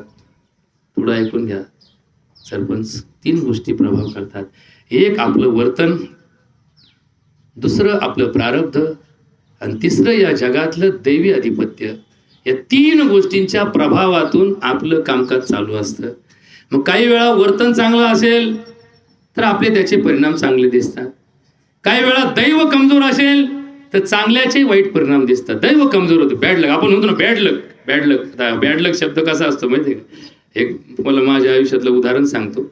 एक आमचे मित्र होते बरं का. म्हणजे आता मला तर तो प्रसंग अजूनही ताजा वाटतो. बेलापूरचे कोळसे पाटील परिवारातले बरं का. बेलापूरचे कोळसे पाटील परिवारातले. त्यांचं नाव डॉक्टर सुनील कोळसे होते. एकदम जॉली माणूस होता. काय मस्त माणूस, खानदानी श्रीमंत गडी. डॉक्टर झाला, पेशंटला कधी पैसा मागणं कधी काय व्हायना, इतकं त्याची प्रॅक्टिस असायची. एकदा नगरला आला, हसत खेळत सगळ्यांबरोबर राहिला. मला फोन केला, मला म्हणले सुन्या जखणगावला येऊ का? अरे म्हणलं ये ना. मग तो म्हणला नाही आता उशीर झाला, पुढच्या टायमाला येतो. आणि त्याच्याकडे 4 चाकी गाडी होती आणि 5-6 जण होते गाडीमध्ये. हा पाठीमागच्या सीटवर बसला होता. नगरमधून बसल्यानंतर देवळाली प्रवरला गेला. देवळाली प्रवरला त्या आपल्या देवळाली प्रवरच्या आधी आपल्या रावरी फाट्यावरती तिथं फॅक्टरीपाशी गाडी थांबवली. सगळ्यांनी नाश्ता बिष्टा केला मस्तपैकी. आणि तिथून किती राहिलं, 10-15 किलोमीटर त्याचं गाव राहिलं, घर राहिलं. तो फक्त त्याचं बघा की मागच्या सीटवरून निघाला आणि पुढच्या सीटवर येऊन बसला. फक्त ड्रायव्हर नव्हता तो, फक्त त्या ड्रायव्हरच्या मागच्या सीटवर बसला होता. त्याच्याऐवजी ड्रायव्हरच्या पुढच्या सीटवर येऊन बसला. आणि गाडी रावरी फॅक्टरीपासून फक्त त्या श्रीरामपूरच्या रस्त्याने वळाली. 3च मिनिटांमध्ये तिकडून एक ट्रक आली, ती धडकली, नेमकी त्या पुढच्या बाजूला ठोकली. त्या गाडीतले 9 वाजले, तेवढा एकटाच गेला, जागेवर खला झाला. काय बॅड लक त्याचं. काय लोक आश्चर्य, आत्ता मागं बसला होता ना, जो त्या जागेवर बसला होता तेव्हा मी गेलो असं चाललो असतं नाही. म्हणजे 100 खाणारे जाण्यापेक्षा 1 खाऊ घालणारा गेला तर किती मोठं दुःख असतं. आणि होत्याचा 9 क्षणात झाला. बातम्या, अरे म्हणलं काय झालं? लोक म्हणले बॅड लक, बॅड लक. आता हे बॅड लक नावाचा शब्द आपण फक्त व्यवहारामध्ये तेवढ्यापुरता जोपारून येण्यापुरता नाही बरं का. हे शेवटी माणसाच्या प्रारब्धाचा घटक, हे मान्यच करावं लागतं. म्हणून तर संत त्यांच्या वचनामध्ये म्हणतात, जे जे असेल प्रारब्धी ते न चुकेल कर्म कधी, होणारा सारखी बुद्धी कर्मरेषा प्रगटे, न कळे पुढील होणार भूत भविष्या विचार, कर्म धर्म तदनुसार भोगणे लागे सर्वथा, ऐसा लिहून गेला विधाता, मग कासया करावी ते चिंता, आपुलिया संचिता कर्मरेषा प्रभाव, जैसे असेल आचरण घडले असेल पाप पुण्य, तैसे सानुकूल होतील कर्म. आता हे झालं, मग कसं वागायचं? वागायचं कसं एवढं एका वाक्यात सांगतो, प्रवचन संपवतो. मान अपमान जन करिता, नीट ऐकून घ्या, मान अपमान जन करिता, काळ अनुकूल अथवा प्रतिकूल. कधी कधी काळ आपल्या विरोधात असतो. आपण किती चांगलं वागलो, लोक आपल्याला शिवाय देतात, लोक आपल्यावर ठपका ठेवतात, लोक आपल्याच मागे लागतात. आपण मध्ये आपली काही चूक नाही राव, का बरं एवढा त्रास होतो? काळ प्रतिकूल असतो. आणि कधी कधी आपण किती चुकीचं वागलं तरी लोकच आपल्याकडे धार घालतात, ओ सत्कार यांचा ठेवला. आता आपलं मन म्हणतं भामटे आहे, हरगाला लक्ष्या कोण नाही राव, तो खुशाल सत्कार केला यांनी, आदर्श नागरिक, आदर्श माणूस, आमका. याला बाहेर जग आदर्श म्हणत असतं. आणि जेव्हा हा सत्कार घ्यायला ते जात असतो ना, याचं मन म्हणतो भामटे सत्कार घेतो काय लबाडा लुचे, अरे भावाला सुट्टी नाही केली, तो बायकोला फसवलं, तू आदर्श का रे भामटे. याच्या मनाला वाटतं चायला खरंच राव आपण भामटे. बरं का, जगात फक्त दोघांनाच माहिती कोण किती भामटे, कोणाला माहिती? एक तर आपल्याला माहिती, नाही तर भगवंताला माहिती. आपल्या घरच्याला तरी काय माहिती आपण किती लुच्चे आहेत ते. बरोबर का? हे वाक्य प्रत्येकाने लक्षात ठेवा. जगात फक्त 2च असे आहेत, एक आत्मा आणि एक परमात्मा. बाकी ज्यांना काय माहिती, बाकी सगळे लोक लोक भारी बरं का, हो तुम्ही लय हुशार. आता आपण किती हुशार हे कोणाला माहिती, आपल्यालाच माहित असतो. पण लोक म्हणतात, आणि मग ह्याच्या गळ्यात सत्काराचा हार घालायला लागला असतो. मग हा हळूच म्हणतो, मन म्हणते याला सांग त्यांना, अहो मी सत्यवान नाही, अहो मी हुशार नाही. पण मन म्हणतं अरे थांब, बरे ना बरे ना, तुझा सत्कार होतोय, तुला चांगलं म्हणते. अरे पण खोटं आहे, असू दे खोटं तर खोटं, 4 चौघात नाव निघलं ना, मेल्यावर बघू चढ. मग याला ईश भय राहत नाही आणि हा त्या पात्रतेपासून मुक्त होतो. याच्यावरती इतिहासामध्ये फार मोठे मोठे दृष्टांत आहेत महाराज. हा भागवत धर्म, या भागवत पताका नुसत्या झेंडे घेऊन मिरवण्याच्या लायकीच्या नाही आहेत. अंतरंगावर परिणाम करणारा जगात एकच विषय आहे, तो म्हणजे वैष्णवांचा धर्म. विष्णुमय जग वैष्णवांचा धर्म, भेदाभेद भ्रम अमंगळ. ऐका जी तुम्ही भक्त भागवत, कराल जे हित सत्य करा. कुणाही जीवाचा न घडो मत्सर, वर्म सर्वेश्वर पूजनाचे. तुका म्हणे एका देहीचे अवयव, सुख दुःख जीव भोग पावे. एवढंच सांगतो महाराज. ऋषिकेश गेला, त्याला परत आणता येणार नाही. पण ऋषिकेश सारखा मृत्यू पुन्हा कुणा तरुणाचा होऊ नये म्हणून माझी समाजाला एकच विनंती आहे. किती चांगले वागले, किती तुम्ही नियम पाळले, किती पथ्य पाळले, तरी हे शरीर 7 कारणामुळे जिवंत असतं. हे 7 कारण एकदा ऐकून घ्या. 7 कारण. या शरीरावर परिणाम होतो 7 गोष्टींचा. सहज, गर्भज, मातृज, पितृज, कुलज, स्वभावज, प्रभावज आणि आत्मज. या 7 कारणाचा शोध कोणत्या पुस्तकात डॉक्टर केतन सिटी स्कॅन मध्ये हे 7 कारण सापडत नाही बरं. सिटी स्कॅन मध्ये सांगतो गाठ वाढली, आणि मग तुमच्याकडे तर आम्ही पहिल्या दिवशीपासून येतो, मग गाठ का वाढली. याचा अर्थ गाठ नियंत्रण करणारं शास्त्र अजून विकसित झालं नाही. 0 स्कोर असणारा माणूस ऍडमिट होतो, त्याला लाख रुपयाचा इलाज केला जातो, आणि 5व्या दिवशी स्कॅन केला जातो, म्हणजे 15 स्कोर झाला. मग 5 दिवस काय जग मारली. आमच्या हातात नाही भाऊ. 0 वाले गेले, 30 वाले 25 वाले नीट झाले. आमच्याकडे तर आम्ही पाहिले 25 स्कोर वाले घरी शाबूत आले, आणि 0 स्कोर वाले मरून त्यांचे प्रेत सुद्धा आणता नाही आले. असं का घडतं. याचा अर्थ आमच्या नियंत्रणात हे नाही.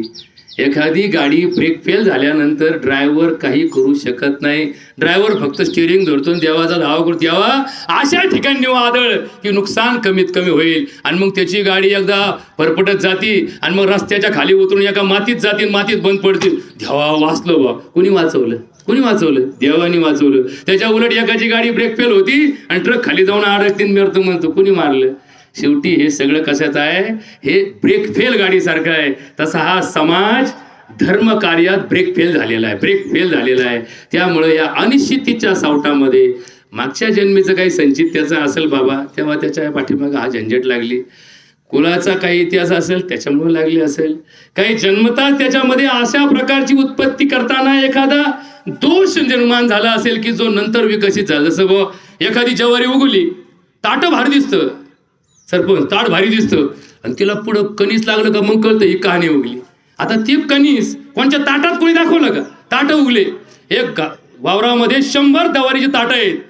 तुमच्या खानदानीत कोणी असं आहे का, जगाच्या पाठीवर असा कोणी शास्त्रज्ञ आहे का की तो सांगू शकल या ताटाच्या कणसाला कहाणी निघणार आहे? कोणी सांगल? निघणार नाही, सांगणार नाही. पण निघते ना. का निघते सांगा बरं, काय उत्तर आहे? एखाद्या ताटाला 2 कंस लागतात. आता ज्वारीचं पीठ एकाच घरातून आणलं, एकाच ज्वारीचं गोणीतून सगळं पेरलं, एका ताटाला 2 कंस लागले. काय तुमच्या खानदानीत, तुमच्या शास्त्रामध्ये असं कोणी सिद्ध करू शकतं की या ताटाला 2 कंस फुटणार आहेत? कोणी सांगू शकतं? कधीच सांगू शकत नाही. त्याचं कारण असं आहे, प्रत्यक्षम ही अल्पम अप्रत्यक्षम अल्पत. माणसाच्या बुद्धीला समजणारं विज्ञान छोटं आहे. माणसाच्या बुद्धीच्या पलीकडं जगात अनेक गोष्टी उत्तापालत घडत असते. म्हणून तर माणसाने फक्त एकच करावं, देवावर विश्वास ठेवावा. आणि जे होतंय ते देवाच्या कृपेने होतंय. जे वाईट घडतं ते देवाच्या इच्छेने घडतं, आणि त्याच्यावरती परिमार्जन करण्यासाठी करण्यासाठी, देवाला अजून काहीतरी चांगलं करायचं असेल म्हणून हे घडलं असेल. असा विचार करा ना की ऋषिकेशला एका चांगल्या जन्माला घालायचं असेल, देवाला असं वाटलं असेल की या जन्मात याच्याकडनं आपण काहीतरी अपूर्णता याला ठेवलेली आहे, की ज्या अपूर्णतेमुळे याचं जीवन भविष्य काळामध्ये अधिक दुःखकर होईल, त्यापेक्षा या शरीरातून याचा आत्मा काढून एका चांगल्या शरीरात देऊ की ज्याला याचं बक्षीस प्राप्त होईल. असा जर आपला विचार ठेवायचा असेल तर परमार्थामध्ये एकच तत्व सांगितलंय, ठेविले अनंती तैसेची राहावे, चित्ती असू द्यावे समाधान. आणि म्हणून आता रडत बसू नका दादांनो, याच्या कुटुंबाकडे आपल्या सगळ्यांनी आता लक्ष वेधण्याची गरज आहे. जे काही आज दुःखदायक प्रसंग या पाटलाच्या घरात आला, याला सावर राहिला काय देव येऊन बसन आणि देव निपटीन का? देव तुमच्यात आमच्यात आहे म्हणून तर देवाने आम्हाला पाठवलं ना दहाव्याला. देवाने कोणाला पाठवलं? आम्हाला पाठवलं. मग आता आम्ही फक्त कावळा शेवला टाळ्या वाजवले घरी गेले म्हणून प्रश्न सुटल का? नाही. आम्ही आवर्जून या परिवाराकडे आपलं लक्ष असलं पाहिजे. यांचं उस्तरून ठेवलंय देवानी, निस्तरायला आपल्याला सांगितलंय. बरोबर का? हे निस्तरायचं काम समाजाने जोपर्यंत करत नाही तोपर्यंत या दहाव्याची किंमत शून्य आहे, या मौतीची किंमत शून्य आहे आणि या विधीची किंमत शून्य आहे. निस्तरायसाठी विधी आहेत. मग आपलं लक्ष असलं पाहिजे. काय चाललंय? यांच्यावर कोणी अन्याय करतं का? यांना पुढे सामाजिक जीवनामध्ये काय स्थान आहे? यांच्या पुढच्या पिढीला भविष्य काय आहे? यांच्यामध्ये जातात दिवस निघून जातात, दिवस निघून जातात. दिवस कोणासाठी थांबत नाही. कालाय तस्मै नमः. काळाचा महिमा अगाध आहे.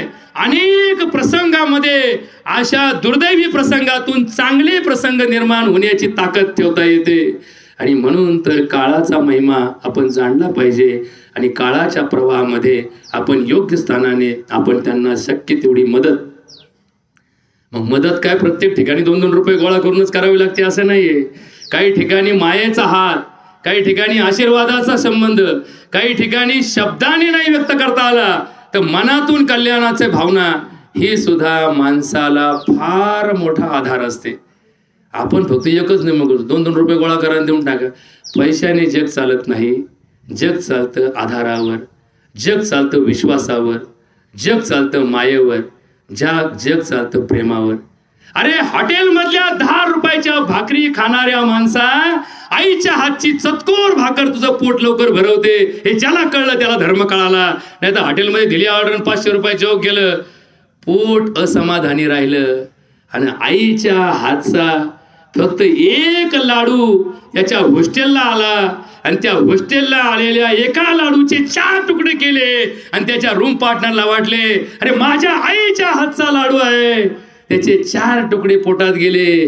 4 दिवस त्याच्या तोंडात त्याची चव घोळत होती. अरे काय भारी लाडू होता. किती खाल्ला? पोट भरलं का? अरे पोट खाण्याने भरत नाही. प्रसादे सर्व दुःखानां हानी यस्य उपजायते प्रसन्न चेतना आयु बुद्धिरेव अवतिष्ठते. हे ज्याला कळलं त्याच्या प्रासादिक अर्थाला समजून घ्या. प्रसाद महत्वाचा आहे, खाणं महत्वाचं नाही. म्हणून तर अन्न खाताना प्रसाद म्हणून खात चाला, नाही तर पोट भरायसाठी म्हणतो मग पोटच भरलं नाही. अरे या जगामध्ये फक्त मुठभर धान्य, म्हणजे काही लोक असे आहेत. आता आपल्या गावात जैन स्थानक आहे, त्यामुळं आम्ही लहानपणी तर शाळेत यायचो ना, काही साधू पाहायचो. जेवायचे किती माहिती का? त्यांच्या एका हातावर बसून एवढं त्यांना वाढायचं. मग त्या हातात किती बसन? त्याने काय हाताला काय असे काही आपण जसे त्याला काही लाफे लागतो तसं काय नाही. हातात बसल तेवढं ठेवलं, काही ठेवा तुम्ही, तेवढं हातात बसल तेवढं घ्यायचे आणि तेवढंच खायचे. ते सुद्धा जगले ना. आणि जो रट्टून खातो त्याचं जसं ते आपल्याकडं मळणी यंत्र असतं ना, ते मस्त अशी 10 पोते काढीत. पण आपण घाई काय करतो माहिती का? 2-4 पेंड्या संगच कोंबीतो. मग ते मशीन राहतं खाली आणि त्याचा तुंबा बसला की मग मोटर ती मशीन बंद करतो. मग ते पेंड्या बाहेर काढितो. त्याचा आपला घंटा जातो. ते म्हणतो करायला गेलो एकन झालं एक. तसं आपल्या आयुष्यात झालंय. आपण खायासाठी जगवतो आणि आपलं वाटलं होतं. म्हणून जगण्यासाठी खा, जगण्यासाठी जगा, खाण्यासाठी जगू नका. हे शास्त्र धर्मशास्त्राने सांगितलं. सज्जन हो, ऋषिकेश गेला. पाटलाच्या घराला फार मोठं दुःख झालं. खरं तर या 4-5 वर्षात पाटलाच्या घरावरती खूप आघात झाले. खरं तर तात्यापासूनच आपण पाहतो तात्यासारखा एक समाजप्रिय माणूस त्या काळात सुद्धा असाच एका अशाच प्रकारच्या व्याधीनं त्याला या इहलोकाची यात्रा घेऊन गेली आणि तेव्हापासूनच एक एक एक एक किस्से एक एक एक एक हादसे या परिवाराला सहन करावे लागले. भगवंत यांना सहनशक्ती देतो आणि ही सहनशक्तीच माणसाच्या आयुष्यातली सगळ्यात मोठी शक्ती असते. धनशक्ती, शरीर शक्ती, संपत्तीची शक्ती, बुद्धीची शक्ती, या सगळ्यात मोठी शक्ती जगात कोणती असेल तर सहनशक्ती. सहनशीलता हीच जगातली एकमेव ताकद आहे आणि सहनशीलता प्राप्त करण्यासाठी धर्माचं आचरण करावं लागतं. देवाची पूजा, देवाची भक्ती, देवाची आरती हे कशासाठी? सहनशीलता वाढवण्यासाठी. काय द्यायचं ते दे माझ्या वाट्याला, मी हरणार नाही, मी हिंमत सोडणार नाही. हे कोणाच्या तोंडात येतं? ज्याचा धर्मावर आणि भगवंताच्या या संपूर्ण लीलेवर विश्वास आहे. देव त्याचीच परीक्षा घेतो की ज्याची लायकी असते.